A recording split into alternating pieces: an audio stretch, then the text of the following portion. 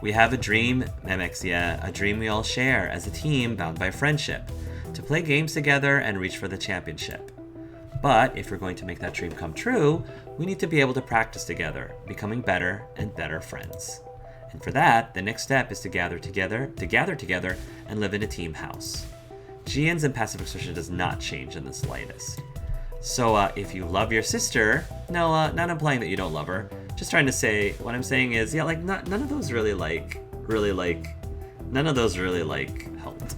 Jian raises one hand to stop me. Mr. Angel, I have only one thing to say to your very generous offer. Of course I'd be happy to rent to you and your friends, you silly goose.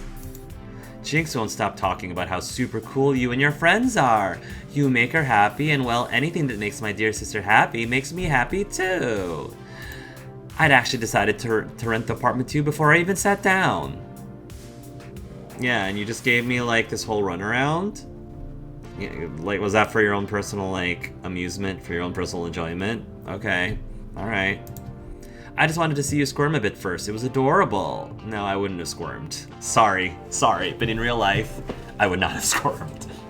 No, that would not have happened. Huh, nice. Should have seen the expression on your face, Angel Arts. Not me. No.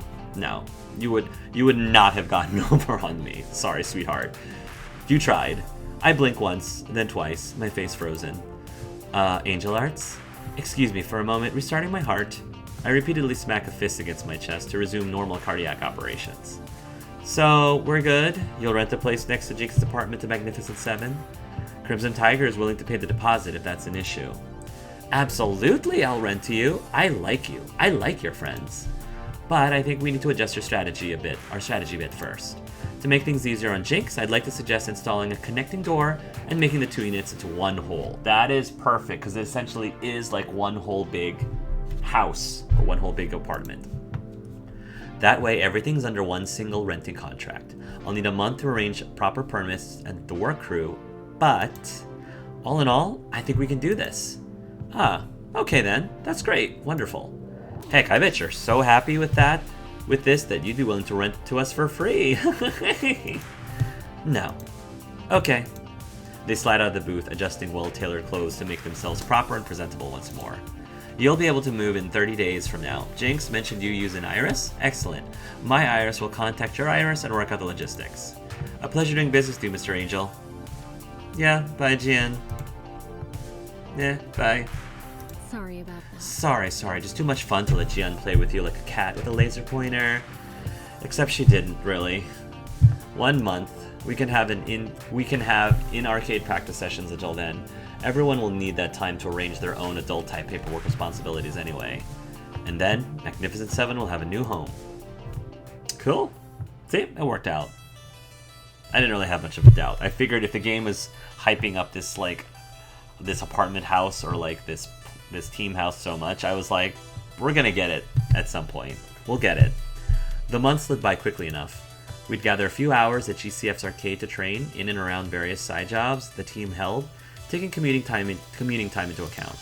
Honestly, scheduling is a bit messy. I'm looking forward to using sponsor money to get as many team salaries going as we can to eliminate that problem. But today's the day, moving day.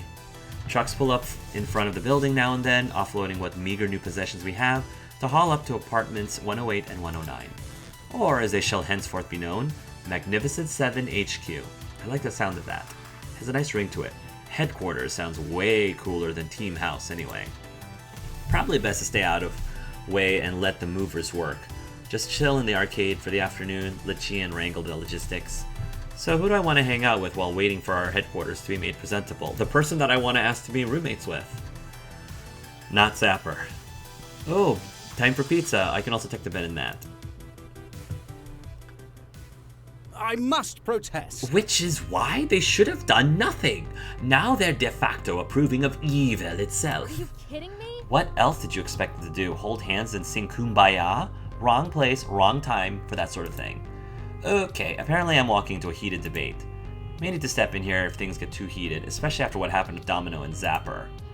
Fortunately, my arrival draws her attention. Hey, Angel Arts, Loxley's being an overly optimistic dreamer again. Sorry, Zapper, I'm also an overly optimistic dreamer. This is messy. Loxley, my dude, I get that in a perfect world, everything would be super cool and he could say anything he wants, but this ain't that. Nor will it be unless those with power are willing to step up and embrace empathy rather than avarice. Okay, may as well hurl myself directly into oblivion and ask, what are you two arguing about? It's less of an argument and more of a clash of perspective. Mine being sensible and his being idealistic. I can be very idealistic. But I'm a realist too. An idealistic realist. I'm perfectly fine with being called idealistic. Back up a bit and start again. I just got here. Fine. Loxley, you first.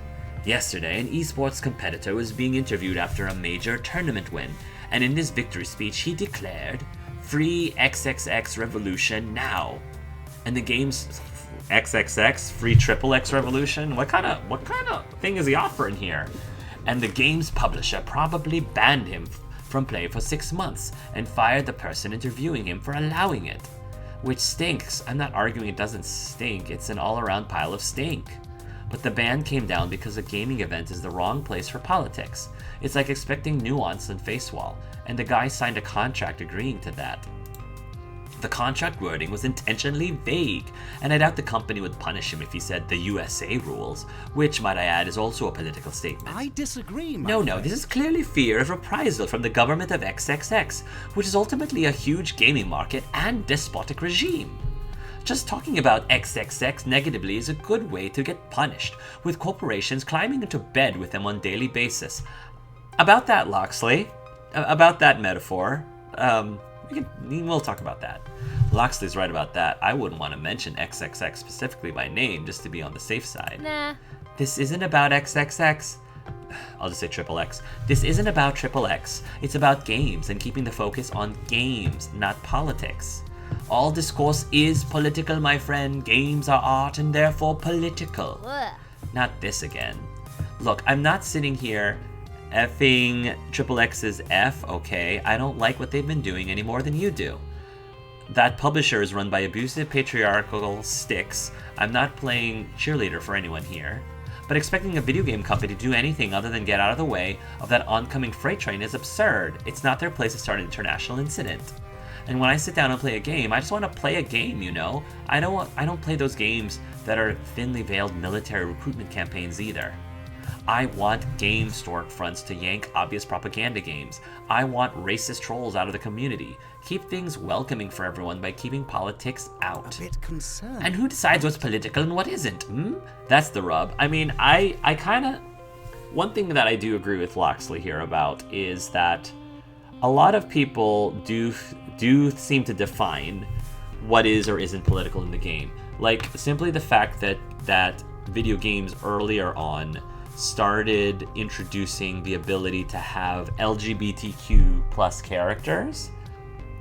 A lot of people claim that that was part of their like political agenda. That's the game's political agenda. And you know, maybe I'm partial, but I don't think it always has to be political. I think it's just, you know,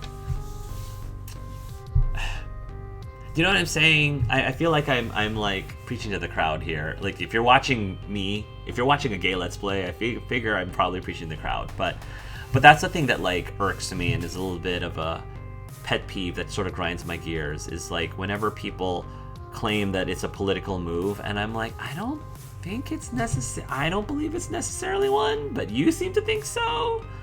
That there has to be an agenda all the time. I feel someone needs to stand up, or this is just going to happen again and again. And as a member of the gaming community, I'd like it to be us.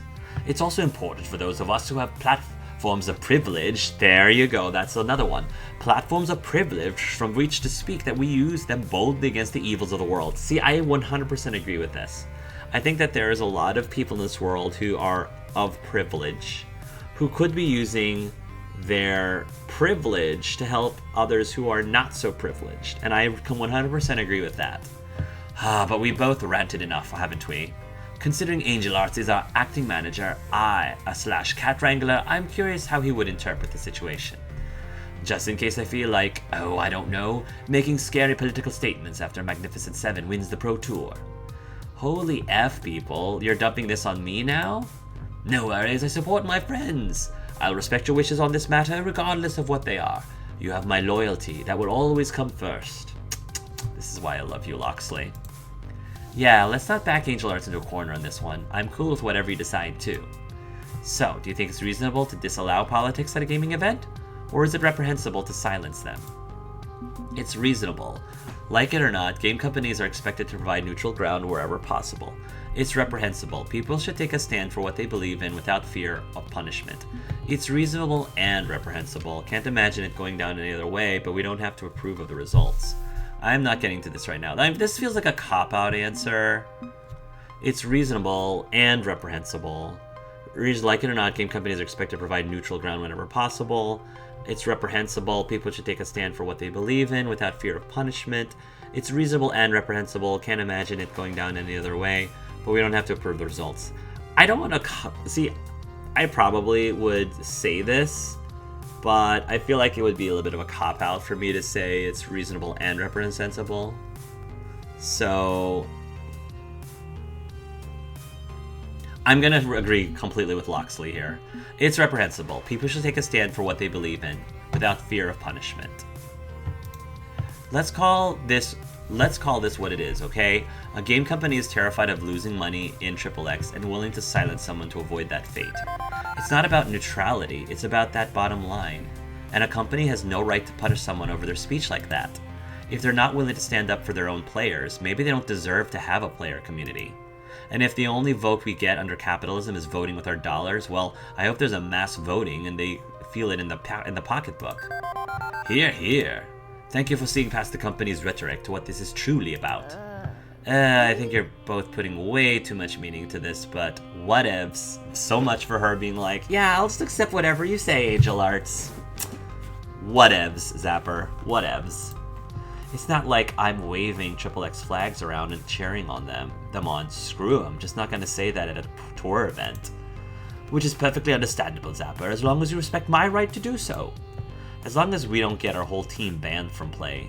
You do you. Living with y'all is going to be interesting, at least, especially with Loxley and I under one roof. Yeah, especially Loxley and I under one bedroom.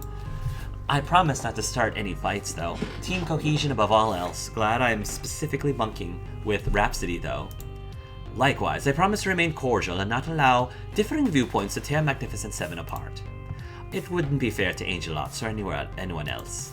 So, 3 cheers for Magnificent 7 HQ. Long may it stand. Hip hip hooray! Smiles and good cheer all around. But also a bit of a reminder that I'm in charge of keeping some very, very different people all focused on the same goal. More responsibility than I asked for, more than I wanted, but I can do this for the sake of all my friends. Okay, anybody else I should talk to with before moving in? Yes. Let's talk to Ben and Matt, because I love those two. Everybody's favorite pizza-slinging couple flag me down as I enter the pizzeria, ready to serve up my favorite triangular food. Hello. Hello. Look at you, putting together a home sweet home for all your friends. Emphasis on sweet, a sweet, sweet gesture from a sweetie pie. It's not that sweet. This is just what pro teams do when it's time to get serious. Right. Keep telling yourself it's all cool and professional. Business, ambition, management, macroeconomics. And alongside all the money matters, you'll be living with your friends. Can't think of a better arrangement. Good. Why, Ben's my best friend in this whole world, and I live with him. I think he's also your husband, right? It's true, both the friendship and the homeowner status. Well, we rent, technically. Speaking of renting, GN mentioned that they hired you to run this place, but I thought you two owned Good Clean Fun. Co-ownership. We manage the nitty-gritty, they manage the bigger picture. We're hired guns, here to support Chinatown as best we can. GN's an old friend, back from when I was taking night classes in company management. Ben and I know a thing or two about running hybrid businesses, so when GN mentioned a need for a multi-purpose community center to provide basic services, well, we suggested this enterprise: food, fun, and laundry. Well, it all worked out. People are always coming in and out. It's a nice communal place, even if the smells sometimes cross-contaminate. That it is, Angel Arts, and you yourself will be having a communal area for you and your friends. Too true, true, true. You in your new home, surrounded by those closest to you. Living in close quarters, elbow to elbow. Nice and cozy. Privately, with Loxley. Wink, wink, nudge, nudge, right? Ah. Oh, yeah, yeah. Wink, wink, nudge, nudge. Ben knows what's up. He knows what's up. What's up? Never know what might happen in that sort of environment. Eh? Are you insinuating something? Insinuating? No. Yes. Thank you, Matt. What Matt is trying to say, I believe, is that there's a good chance romantic antics could break out in such a situation. Finally, you recognize this. Finally. Now I just want my protagonist to get that into his Not head. that we're suggesting you had uncouth motives in assembling this arrangement. No, I just totally that- did. Well, things happen. You viewers are my witness. Of course I had uncouth motives this whole time. The entire time. I'm not gonna like pretend. I'm not gonna deny it. You know? Maybe, I hope. Listen, it's not something I'm banking on, but things do happen, and it has crossed my mind once, or twice, or 300 times, with a certain hunky hunka green in love. But above all, I respect my friends' boundaries more than my personal desires. Fair, very fair. Exactly. And a good friendship is the first step towards romance. I agree. Trust me, before I met Ben, I tried diving straight into romance with total strangers, dating websites and the like. Loxley and I are not total strangers. Results were mixed at best, and then I realized the love of my life was right under my nose. Literally. He sat one row down from me in economics class. Oh, it's so cute. We're not saying you have to flirt it up with a friend, but it might be a good place to start. Heck yeah. Look, you're in a great situation for that now. You're far more likely to find someone if you already know you can live with them and not murder them in their sleep. That's good, true. That does stand to reason, I guess. Heck, all the classic romances didn't launch immediately into the lovey-dovey. Consider the great works of romantic literature. Sam and Diane, Monica and Chandler. Niles and Daphne. Oh. Mulder and Scully. Oh, I know like 3 out of those 4. Sam and Diane. So Monica and Chandler, obviously friends. Niles and Daphne, Frasier. That's thanks to my husband. My husband got me watching Frasier, and yeah, Niles and Daphne. I love those two. Mulder and Scully. Didn't watch X-Files. That show I would have gotten into, but I never actually got a chance to start it. But Mulder and Scully, totally see it. Also, Jerry and George. Where are they from? Jerry and George. What's that from? Not sure about that last one, Matt. You have your canon and I have mine, Ben. Jerry and George? Admittedly, we strictly interpret the universe of human relationships through the lens of 90s television sitcoms. Jerry and George. Seinfeld? Seinfeld? Is that where that's from?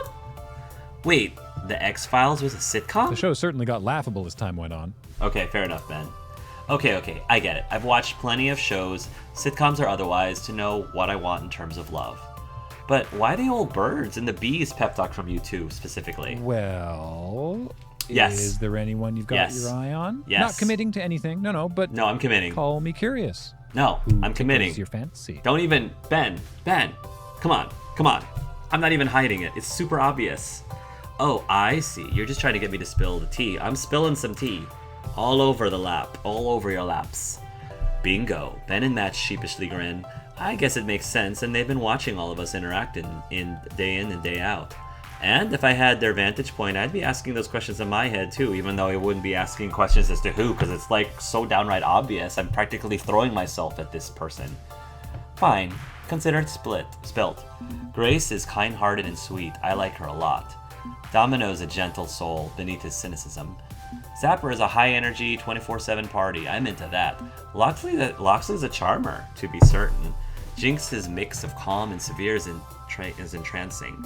Rhapsody's whole vibe is enthralling. No one. I'm still deciding. Lots of options, you know. Interestingly enough, I can't mention my rival. I can't mention that I'm, like, into my rival, which clearly, like, from what happened in Hamza's, like, scene, like, the warehouse, clearly that is kind of canon, that I have a crush on Hunter, but I'm not allowed to say it here. Lox is a charmer, to be certain. Chivalry apparently isn't dead, because Loxley is single-handedly keeping it alive. I admire that, you know?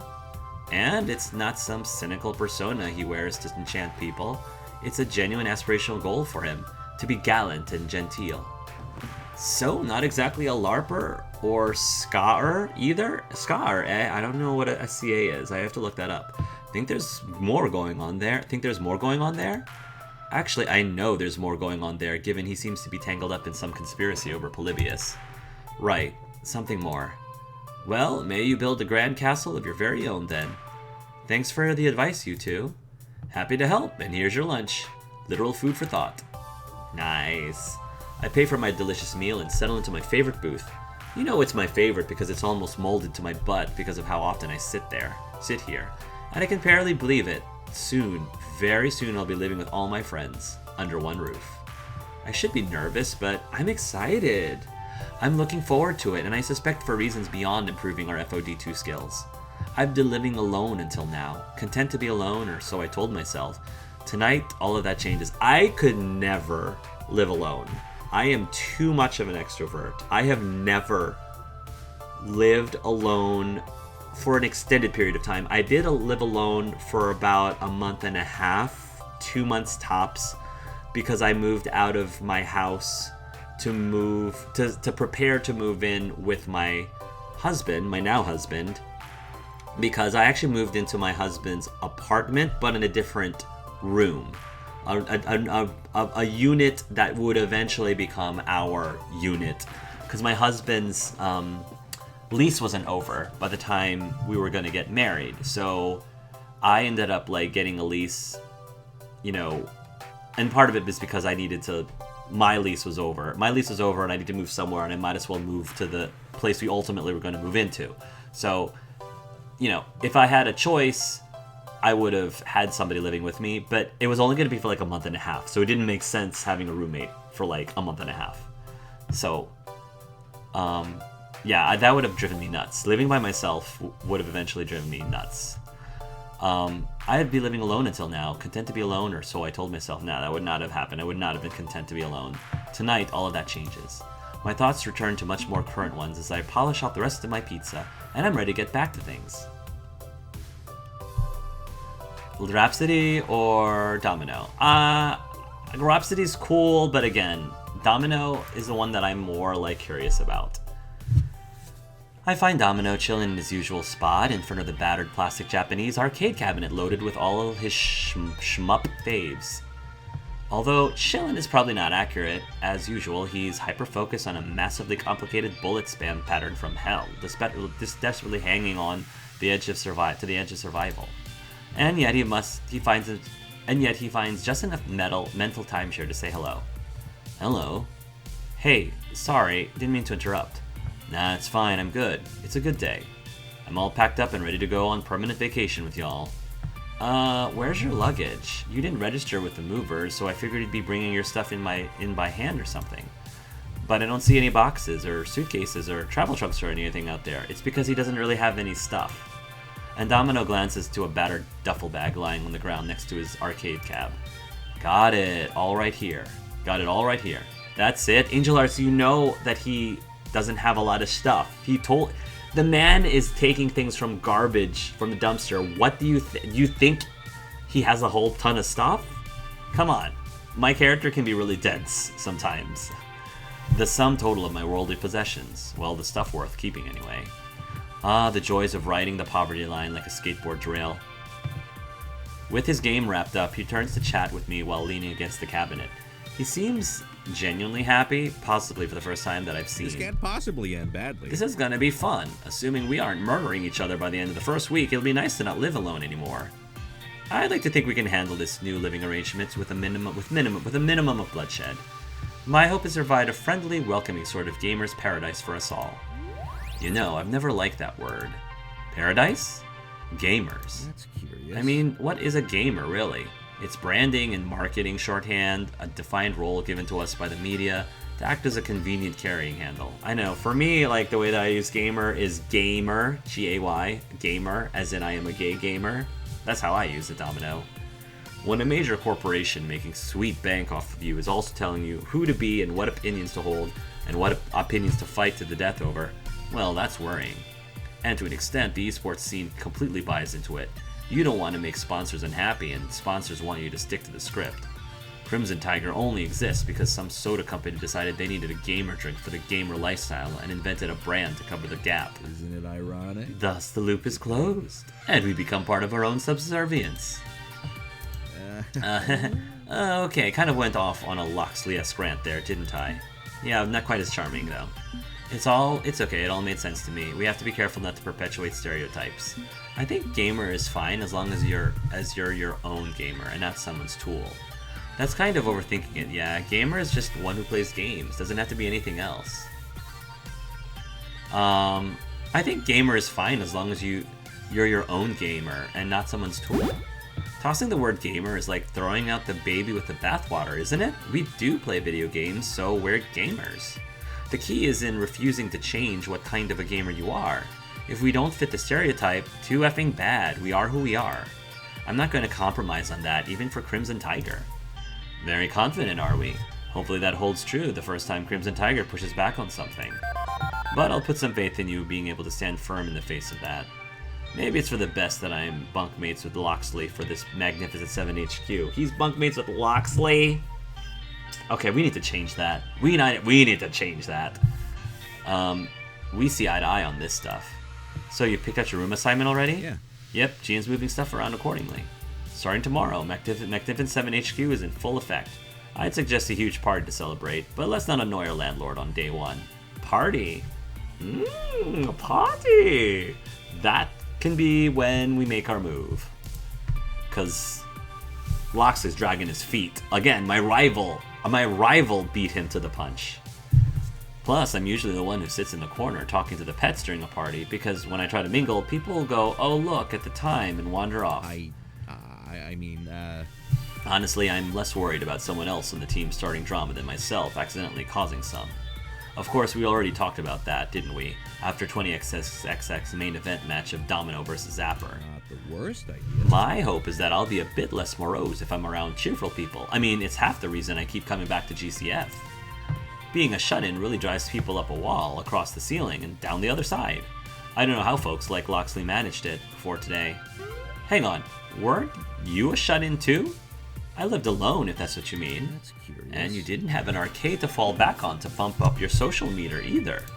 How'd you do it? How'd you avoid losing your marbles from isolation? I have no idea, because I would not be living alone for that long in real life. Honestly, I didn't. I just focused on grinding FOD2 all day to avoid thinking about loneliness. Maybe I did go completely scooters. I'm just really good at hiding it. I don't honestly know. It just never got to me. I'm cool with peace and quiet. None of these are good. Maybe I did go completely scooters. I'm just really good at hiding it. Hey, for all you know, I could be all smiles and friendship on the outside, but back home I have a collection of human femurs. Maybe this whole Magnificent 7 HQ thing is a clever ruse to lead you all into my trap. Ha ha ha ha ha, etc. Nope. Okay, see, normally I'm the one to make a joke like that, but from you it just feels weird and wrong. Let's leave the unpleasant yet humorous reminders of our current actual reality to the master, shall we? Right, sorry. Whatever, I'm too stoked for our new house to really let anything get me down today. I'm not used to feeling this jovial and confident. It's a pleasant thing to be sure. Be nice if I could keep it rolling more than a day or two. Usually I get slam dunked back into this after it passes, but hey, who knows? Maybe with more contact with optimists like you and Grace, I can keep it going. Okay, I should double check to make sure I didn't actually leave anything behind. My old landlord dumped all of my stuff on the curb for garbage pickup. I need to root through it. Be seeing you. See you upstairs later? You got it. That wasn't a bad conversation with Domino. Anyone else I want to hang out with before officially moving in? Hang on, the sun's already going down. Why the heck haven't we moved in yet? I'd say we're burning daylight, but we're fresh out. Beep beep, Angel Arts, you have an incoming message from Jinx. Hey there, GN's trying to get our arcade game working and running into problems. Any idea how to boot a custom arcade PC? Real mess up here right now. Huh, it's just a PC in a fancy wooden box? I thought arcade gamers were all specialized hardware.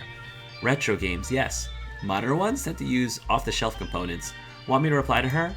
Oh wait, I've got another message for you, this time from Grace.